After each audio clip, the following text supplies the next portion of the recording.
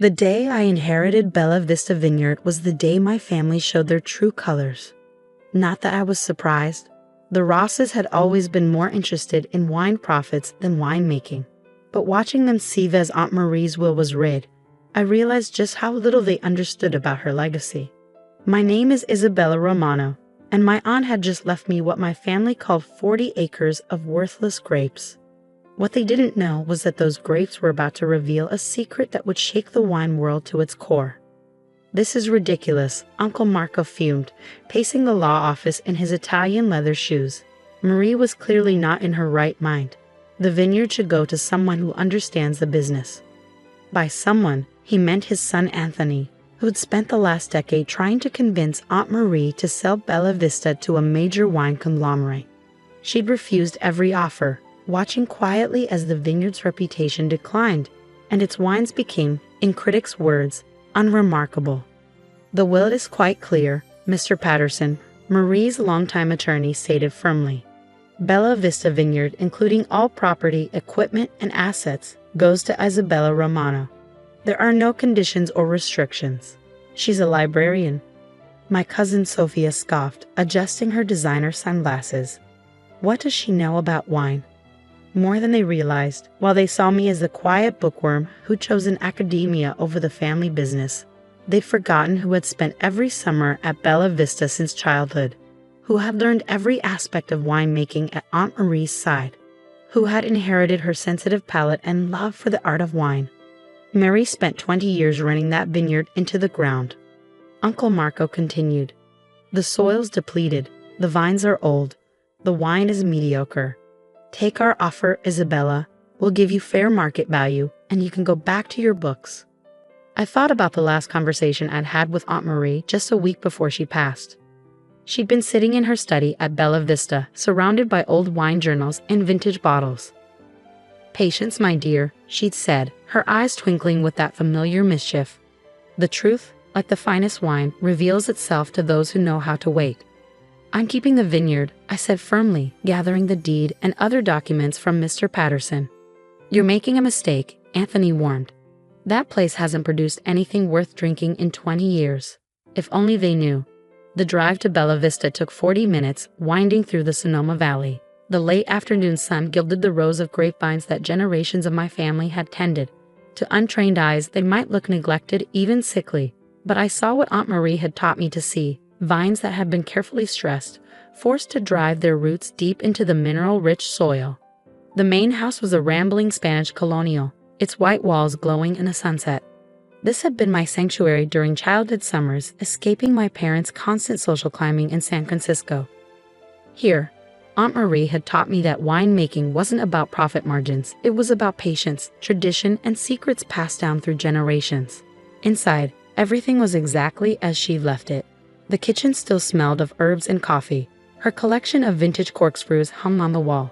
Her wine journals filled the study shelves, each volume meticulously documenting decades of harvests, fermentations, and blends.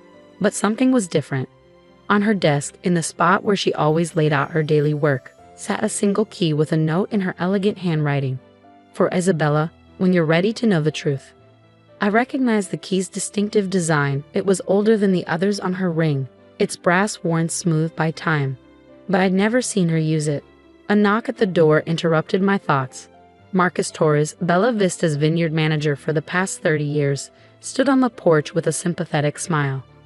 "Thought you might need some help getting settled," he said. I heard about the will reading. Marcus had been Aunt Marie's right hand, the only person she trusted completely with the vineyard's operations. He taught me about soil composition and root systems, while other kids my age were learning to ride bikes. "They think it's worthless," I told him, letting him in.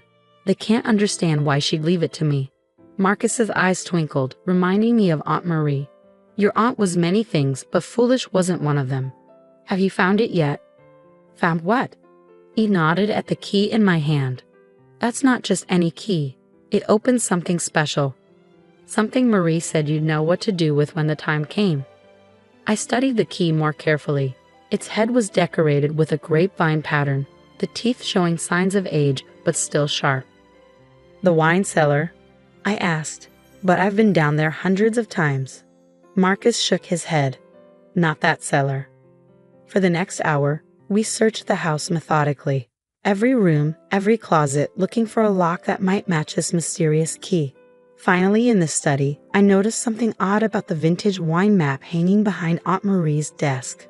Moving it aside revealed a small door set into the wall, its lock green with age. The key fit perfectly. Beyond the door, a narrow staircase descended into darkness. The beam of our flashlights revealed stone walls lined with wine racks, the air cool and perfectly still. But these weren't ordinary wines. My God, Marcus breathed, examining the nearest bottle. Do you know what this is? I lifted my flashlight, reading the label. My hands started shaking. Chateau Lafite Rothschild, 1869. One of the rarest, most valuable wines in existence. And it wasn't alone. The cellar held hundreds of bottles, each one a legendary vintage worth more than most houses. This is impossible, I whispered. These wines, they're worth millions. Keep looking, Marcus urged. There's more. At the far end of the cellar, we found another door. This one opened into a small room that made me gasp. Lining the walls were racks of wine bottles bearing Bella Vista's label, but not from recent years. These were vintages from the vineyard's golden age, when it had produced some of California's most sought-after wines. On a small table sat a leather-bound journal and an envelope with my name. Inside was a letter in Aunt Marie's handwriting. My dearest Isabella, if you're reading this, you found what I spent 20 years protecting. The rare vintages in the outer cellar are valuable, yes, but they're not my true legacy. That lies in the bottles that surround this letter. These are Bella Vista's secret vintages, wines made exactly as my grandfather taught me, using techniques passed down through generations. While the world thought our vineyard had lost its way, I was quietly making small batches of the finest wine we've ever produced. Why the secrecy? Because true winemaking, the kind that produces something transcendent, can't be rushed or commercialized. When your uncle and cousins pushed for higher production and faster turnover, I knew they'd never understand. So I let them think the vineyard was failing while preserving our real treasure. The wider cellar's contents will give you the financial security to run Bella Vista your way. The secret vintages will prove to the world that our winemaking legacy never died. It was just waiting for the right heir. You were always that heir, Isabella. You understand that wine isn't just about business. It's about passion, patience, and respect for tradition. Now it's your turn to carry our legacy forward. All my love, Aunt Mary. P.S. Check the last vintage in the rack to your right. I think you'll find it interesting. With trembling hands, I lifted the bottle she indicated. The label read Bella Vista Private Reserve 2019. Aunt Marie's final vintage before her death. She finished it, Marcus said softly. Her last masterpiece. She knew she wouldn't live to see it released, but she made it anyway. For me, I realized. She made it for me to release when I was ready. The implications of what we found were staggering. The rare vintages alone would make headlines in the wine world. But Aunt Marie's secret wines, they would rewrite Bella Vista's story completely. My phone buzzed. Uncle Marco's number. No doubt calling to make another offer for the worthless vineyard.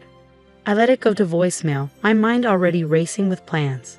What are you thinking? Marcus asked, recognizing the look in my eye. The same one Aunt Marie used to get when she was plotting something extraordinary.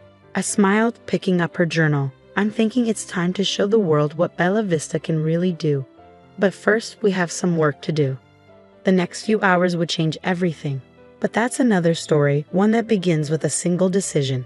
When to reveal the truth that would transform not just my family's legacy, but the entire California wine industry. The next morning, I sat in Aunt Marie's study reviewing her private wine journals. Each page revealed another layer of her brilliant deception, how she maintained two parallel operations at Bella Vista for 20 years. The commercial side produced decent but unremarkable wines, while her secret cellar housed masterpieces crafted using centuries-old techniques. The soil tests came back, Marcus announced, entering with a stack of papers. Just as Marie predicted, the vines aren't depleted at all. They're perfect for producing the kind of complex wines she was making in secret. I smiled, thinking of how my family had misread everything about Bella Vista. She stressed the vines deliberately, didn't she? Force them to work harder, develop more character. Exactly. While your uncle was complaining about low yields, Marie was creating exactly the conditions she wanted. These test results prove it. Bella Vista has some of the best terroir in California. My phone buzzed again. The 10th call from Uncle Marco since yesterday. This time I answered. Isabella, his voice oozed concern. We're worried about you, alone up there in that old house. Why don't you come down to the city? We can have dinner, discuss a fair price for the vineyard. Actually, Uncle Marco, I'm meeting with Christie's auction house this afternoon. They're very interested in some rare wines I've discovered. Silence on the line. Then, what rare wines? Oh, just a few bottles Aunt Marie left behind, including a Chateau Lafite Rothschild from 1869. Amazing what you find when you look carefully, isn't it? The phone went dead. Within an hour, a convoy of expensive cars was winding up Bella Vista's driveway. This is private property, I called out as my uncle and cousins spilled from their vehicles. You weren't invited. Private property. Uncle Marco's face was red. This is family property. If there are valuable wines here, they belong to all of us. Actually, Mr. Patterson's voice cut in as his car pulled up. Everything belongs to Isabella. I thought you might need backup, he added to me with a wink. What followed was the most satisfying hour of my life. We led them to the hidden cellar, watching their expressions change from skepticism to shock to naked greed as they realized what Aunt Marie had concealed. These wines, Anthony's voice shook. They're worth millions, I finished. And that's just the investment cellar. Would you like to see what else Aunt Marie left me? The secret room with Bella Vista's private vintages hit them even harder. Sophia actually gasped when she read the testing notes that proved these wines could rival the world's best. All this time, Uncle Marco whispered, while we thought she was failing. She was perfecting her craft, I said. Away from your constant pressure to sell out, to maximize profits at the expense of quality. She created masterpieces while you were counting dollars. We can still fix this, he rallied. As a family, we'll form a new company, market these wines properly. No, I cut him off. Aunt Marie left Bella Vista to me because she knew I'd understand what she was trying to preserve. This isn't about money, it's about legacy. You can't just shut us out. Anthony protested. We're family. Family? I laughed. Yesterday you called this place worthless. Called me incompetent. Now suddenly you want to be partners. Mr. Patterson cleared his throat. I have some additional documents you should see. Marie left very specific instructions about how these wines should be handled. The plan Aunt Marie had laid out was brilliant. The rare vintages in the investment cellar would be auctioned through Christie's, creating a multi-million-dollar endowment to support Bella Vista's true mission. Her private vintages would be released slowly, re-establishing the vineyard's reputation for excellence. More importantly, she documented everything, every technique, every secret that made her wines exceptional. Knowledge meant to be passed down, not sold to the highest bidder. The next few months transformed everything. The auction of the rare wines made international headlines. Hidden wine cellar yields million-dollar vintages. Wine critics flocked to Bella Vista when we released the first of Aunt Marie's private vintages. Extraordinary, Robert Parker wrote. A wine that challenges everything we thought we knew about California vintages, 100 points. The publicity revealed the truth about Aunt Marie's supposed decline. She hadn't failed. She'd chosen to step away from commercial success to preserve something more valuable. Each bottle we released proved that Bella Vista's legacy was stronger than ever. My family tried everything to gain control. They filed lawsuits claiming the wines were family property. They appealed to other vintners, trying to turn the industry against me. Nothing worked. Then came the day we released Aunt Marie's final vintage, the 2019 she'd made especially for me. Wine lovers and critics gathered in Bella Vista's courtyard for the first tasting. This wine, I told them, represents everything my aunt believed in. That true quality can't be rushed. That some traditions are worth preserving. That excellence speaks for itself. The response was beyond anything we'd imagined. Critics called it a masterpiece, a wine that will be talked about for decades. Orders flooded in from collectors worldwide. Uncle Marco showed up the next day, alone. I never understood her, he admitted, looking older and somehow diminished. I saw the declining sales, the lower production, and thought she was failing. I never realized she was choosing a different path. She tried to tell you, I said. All those times you pushed her to sell, to modernize, to focus on profits. She was trying to show you that some things are worth more than money. And now? What will you do with her legacy? I led him to the vineyard, where new vines were being planted using Aunt Marie's methods. I'm going to honor it. Keep Bella Vista small, focus on quality over quantity. Make wines that matter. You sound just like her, he said softly. Thank you. Bella Vista flourished over the next year, but not in the way my family had always pushed for. We produced limited quantities of exceptional wines, focusing on quality and tradition. The waiting list for our bottles grew longer with each release. Sophia eventually came to work at the vineyard, surprised to find she had a talent for understanding wine once she stopped focusing on status and profits. Anthony opened a wine bar in San Francisco, proudly featuring Bella Vista's vintages. Last week, a young winemaker asked my advice after a tasting. Everyone says I need to expand production, focus on commercial success, she said. But I want to make wines that mean something. I showed her Aunt Marie's original wine journals, still kept in her study. Success isn't always measured in cases sold, I told her.